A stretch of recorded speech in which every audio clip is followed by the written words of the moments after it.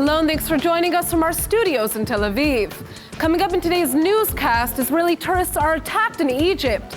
The Israeli police crack down on illegal weapons, and Israel approves the construction of a new Druze town in the north. I'm Natasha Kirchuk here with the latest news in Israel.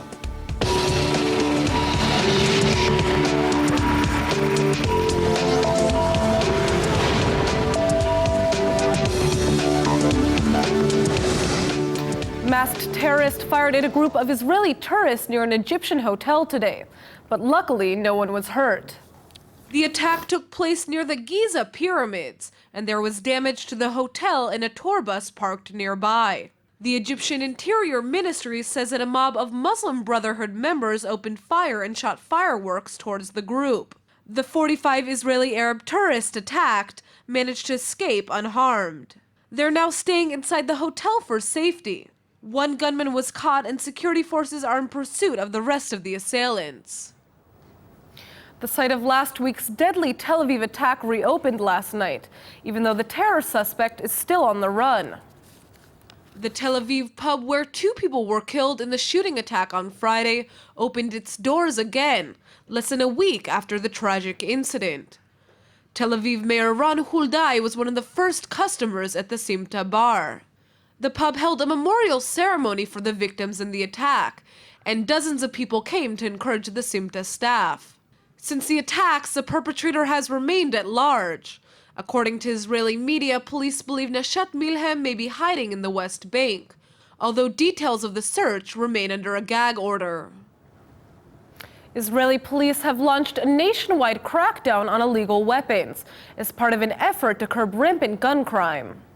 Police have arrested over 50 people in the major legal weapons sweep, which started yesterday. Police swept both Arab and Jewish communities and have already found more than 20 illegal weapons, several grenades, as well as hundreds of rounds of ammunition.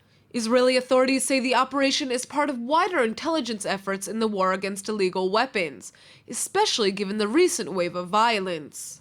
צריך להעמיק את הפעילות הזאת. זו המדיניות שלי שהועברה אל המפכ"ל החדש. כבר היום, דרך אגב, התחיל מאתמול לפנות בוקר מבצע די נרחב לאיתור של נשק בלתי חוקי. אני מבין ומסכים עם כך שמי שסובל קודם כל מהעבירות הללו הם אזרחי ישראל, הציבור הערבי. Police say that they undertook at least 10 similar major operations in 2015. But at the same time, an Arab lawmaker has criticized the government for not taking enough action against the issue of illegally held weapons in Arab communities. הנשק של ואדי ערה הופנה לתושבי ואדי ערה, אף אחד לא השמיע פיפס. כאשר הנשק הזה מוואדי ערה הופנה לתל אביב נגד יהודים, כל המדינה קמה, ובצדק, אבל בצדק היה שצריך לקום יותר על מאות קורבנות. Gun control has been a top concern not only in Israel but in the United States as well. 2 days ago, the President of the United States tearfully unveiled new executive actions to curb gun violence, following the latest deadly shooting attack in San Bernardino, California. The American president has called for expanded background checks and greater restrictions on unlicensed weapons dealers, so that there are less guns on the streets. And from every family who never imagined that their loved one would be taken from our lives by a bullet from a gun.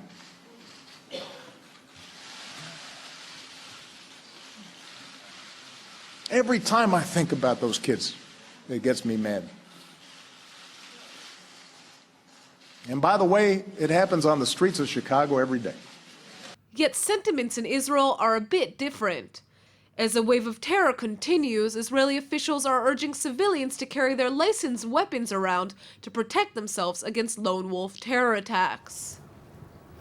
Palestinian President Mahmoud Abbas has dismissed claims that the Palestinian Authority is about to collapse. The leader says the only thing that could replace the PA is a Palestinian state. Abbas's comments came a day after Israel's security cabinet reportedly held 2 meetings to discuss the possibility of the PA collapsing.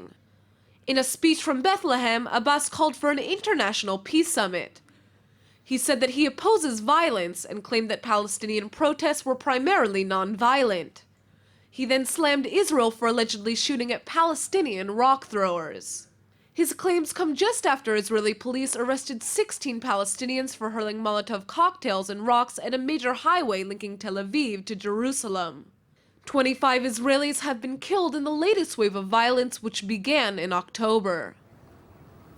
For the first time in Israel's history, the country has approved a plan to build a new Druze town in the north. The town will be located near Tiberias, and the government says it will help the community advance both economically and socially. The initiative by Prime Minister Netanyahu was approved by the National Planning and Building Council on Tuesday. The Israeli leader says it will be the first Druze town built in Israel since the state's founding in 1948.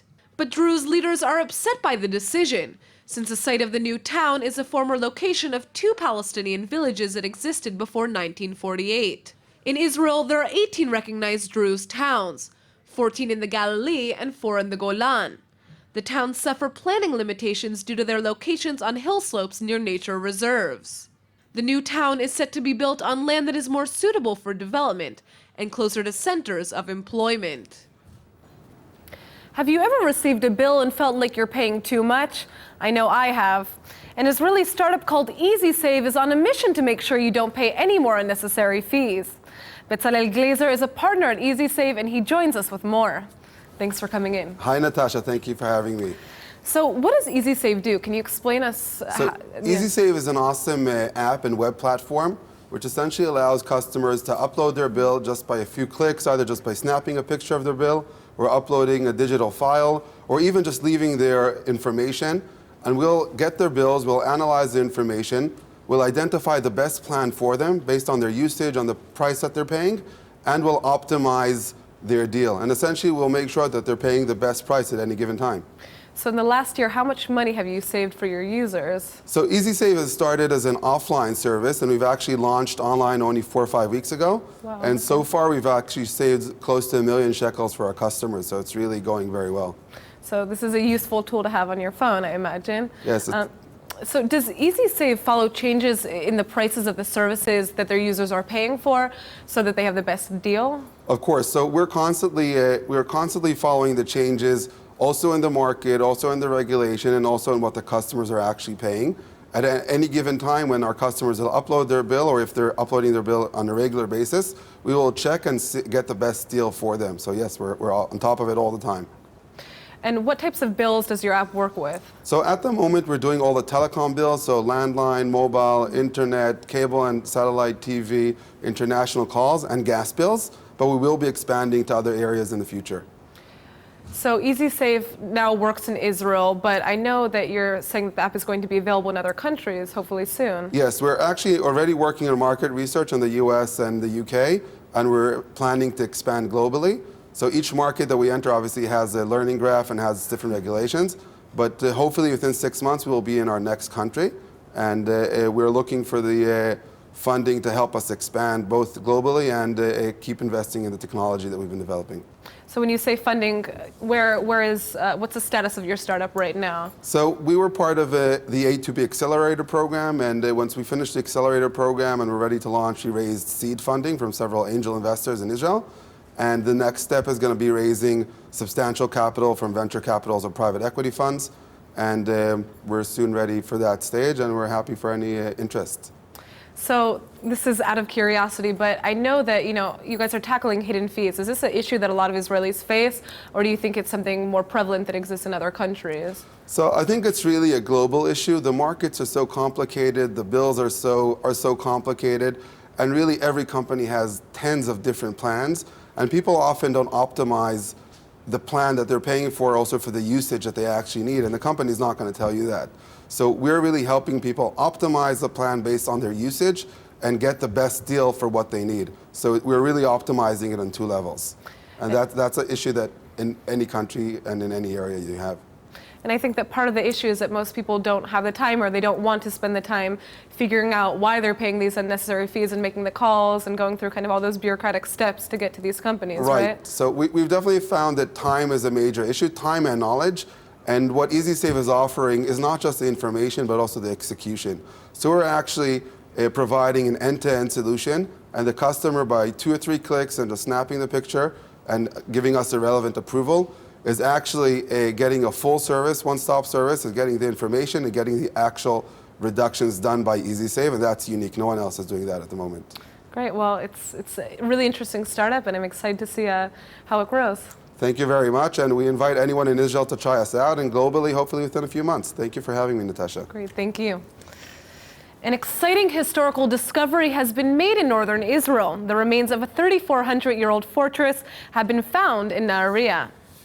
The ancient citadel was built in the late Canaanite period, and it was discovered during the foundation work for the construction of a residential high-rise. Fragments of clay pottery and weapons were also found at the site, including human and animal statuettes. Archaeologists say the special artifacts indicate vast trade ties with Cyprus and the rest of the Mediterranean basin. אנחנו חושבים שבעבר היה כאן מפרץ שאוניות יכלו לעגון בו, וליד המפרץ הזה בנו מצודות ששמרו על המפרץ ושמרו על העוגנים במפרץ. ואנחנו מצאנו פה שרידים של לפחות 5 מצודות, שכל פעם נבנו ונהרסו. 4 מהן אנחנו מתארכים למאה ה-14 לפני הספירה, בתקופה הכנענית המאוחרת, והם עיקר הגילוי שלנו. The archaeological site will become part of the basement of the new apartment building and will be open to visitors so that construction can proceed, but people can still enjoy the historical finding. It's time for our Hebrew word of the day. Israel is an ancient land, and archaeologists frequently make historical findings. This brings us to today's word, lachfor, which means to dig, unearth, or discover. Interestingly, this word is used a lot by Israelis in slang. So if an Israeli tells you to stop digging, or tafsik lachfor, you're probably getting on her nerves. And if that same Israeli calls you a chofer barosh, which means a mole digging in her head, she probably thinks you're super annoying. So here's the bottom line. If you hear the word for dig used in any Israeli phrase, it's probably time for you to back off. On that note, let's go ahead and take a look at the weather forecast. The weekend is finally here, but the weather doesn't look like it will be cooperating. Tomorrow's expected to be rainy with a high of 61 degrees, and Saturday should be partly cloudy with a high of 64.